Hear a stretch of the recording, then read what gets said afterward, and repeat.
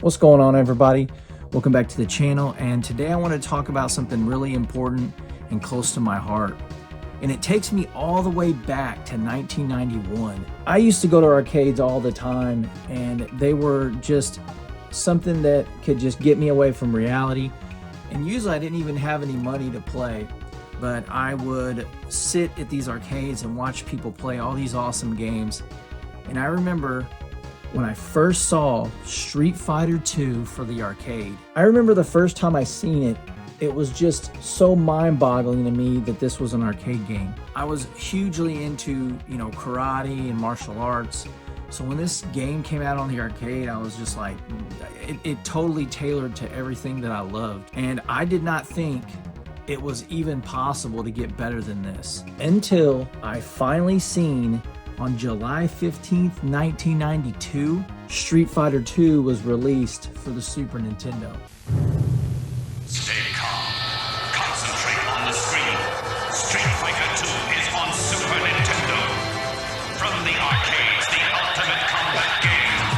Each fighter has a different technique, an acrobatic move, a hidden punch.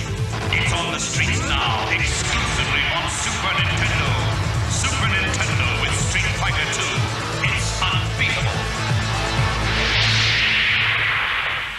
It's hard to put into words how important this game is to me and how important it is to video games as a whole. If it wasn't for this game, there's so many things that we have now that we wouldn't have, I feel like. So I just want to talk about Street Fighter 2. I'm not going into a long history, but I wanted to just talk about a couple points that I thought were incredibly important and how influential this game was, not only for Nintendo, but video games as a whole. Now, on July 15th, 1992, Street Fighter 2 was released on the Super Nintendo, right in the heat of the 16-bit wars, and it was just so incredibly important for Nintendo because you could not get this game anywhere else. It was an exclusive for the Super Nintendo. Just some stats on this game.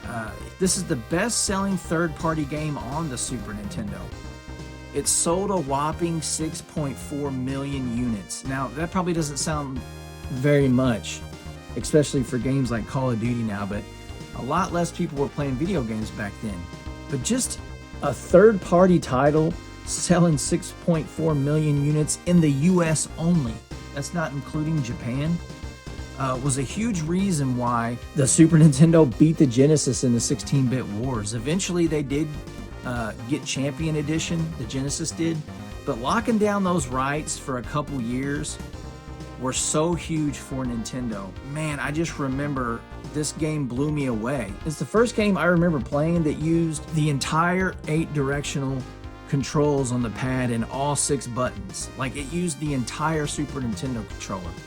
And that was just hard to fathom at the time. I couldn't believe how in-depth this was. But when this game came out, it cost $74.99. And I remember at Toys R Us seeing that price, and it totally just blew me away, right?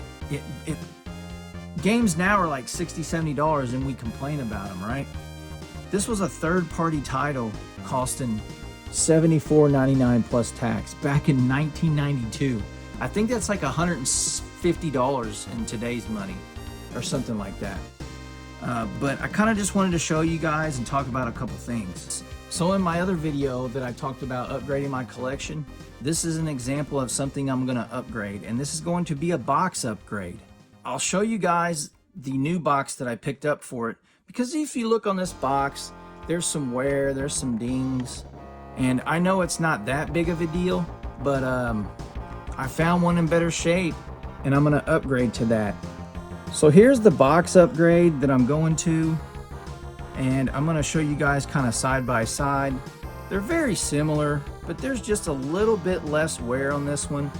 And like I said on the other video, if you're interested in this older box here, let me know and we can work something out, because I don't need 2 copies now. But I just wanted to show you guys the new box that I'm going to and talk a little bit about how important this game is. So way back when this game came out, you never seen anything like this back then.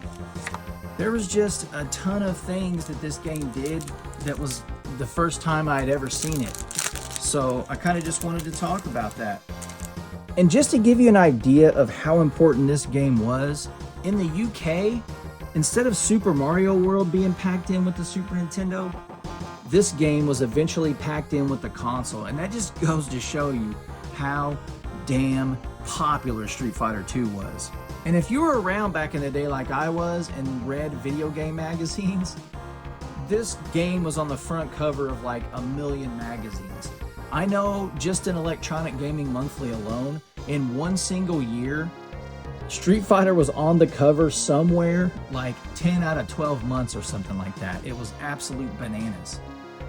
But it was just so important, and I think people just forget, or they just don't understand how important it was to Nintendo to get this title exclusively. So I'll just show you some stuff that it came with. It came with the Nintendo Power insert here, and the Capcom hip pouch promotional pamphlet, which is kind of cool. Just shows some different games like Super Ghouls and Ghost, Final Fight, UN Squadron, stuff like that, and some NES titles too. Basically all Capcom titles. It comes with the Capcom registration card, which is cap-sns-us, and it comes with the consumer information pamphlet. Boring, right? And one thing that it does come with that a lot of early Super Nintendo games came with was the pink SNS-USA insert. And this was basically to tell you to make sure you turn the power off before you rip your game out of the console, because if you had an early Super Nintendo, there was a lock on there and you couldn't get it out. So eventually they changed that because to save money, and people were just destroying their consoles, I guess. But this was in there to say, hey, make sure you do that. My uncle actually bought this game, and we were just reading the manual, and it was just like so mind-blowing that we were able to play this at home and not have to pay $1 or $2 to play it. It's wild how this was able to be put on a home console. Like, we had never seen nothing like that. And like I said earlier, we had never seen this. Every direction on the D-pad does something. We had never seen that, and every button was utilized. For some reason, that just blew us away. And this game was rated incredibly well also. It won Game of the Year in Nintendo Power, GamePro, and EGM. So, I mean, it just goes to show you how incredible this game was. Real expert players in this game could do special moves like fireballs and dragon punches, and just special moves for every character. But one thing that wasn't included in this game, but was unintentionally found, were combos. And some of these combos are unblockable. So that was kind of like, if you played a player that was really good and figured out how to do a couple combos in this game, you would get decimated because they take an insane amount of health and there's no blocking them. So if you just get hit with that, it takes so much health that you're probably going to lose the round. So I just wanted to talk about some of the moves and how people figured it out and played this game. There's a couple differences from the arcade version to the Super Nintendo version. And one of them is, in the arcade version, you cannot pick the same character. With a code, you could actually play as the same character in this game, which was really cool because a lot of people wanted to play with the same character pretty much. So that was something cool, because in the arcade version, you couldn't play as the same character. But in the Super Nintendo version, with that code, you were able to play with the same fighter, which I thought was really cool. A couple of the wording in the game has changed, and if you notice on the front of the box here, Street Fighter 2, the World Warrior is the original name for the arcade. But if you notice, they took that off of the box for this game. But when you put the game in, the cartridge says the World Warrior, so they just didn't put it on the box. I'm sure that was something to do with Nintendo maybe. But there's a lot of little bitty differences in here that they changed from the arcade version because of Nintendo's censorship on drugs and nudity and all this weird stuff back in the day. So just so cool. I mean, difficulty settings, time limit, you could configure your buttons the way you wanted to. I mean, I had never seen nothing like this. So it's just incredible how important this game was. for games going forward, especially fighting games. Even today, I mean, Street Fighter is still around, and it's the #1 played fighting game in tournaments and all this wild stuff. So it's pretty cool. I just wanted to show you guys. Here's all the fighters. You can play as 8 characters. E Honda, Blanca, Guile. When I was a kid, I called him Gil for some reason. I'm an idiot, but his name's Guile. Ken, Chun-Li, Zangief, and Dalsim. But when I was a kid, I called him Dalhazium for some reason. I just kind of wanted to show you guys some stuff. And here's like a little mail away where you can get like a watch or a t-shirt, a poster.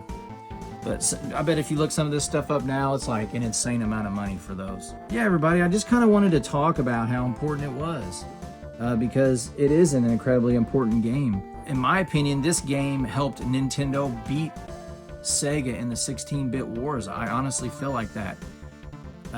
This was an incredible value also, because you got to remember, at the arcade, people were paying to play this game.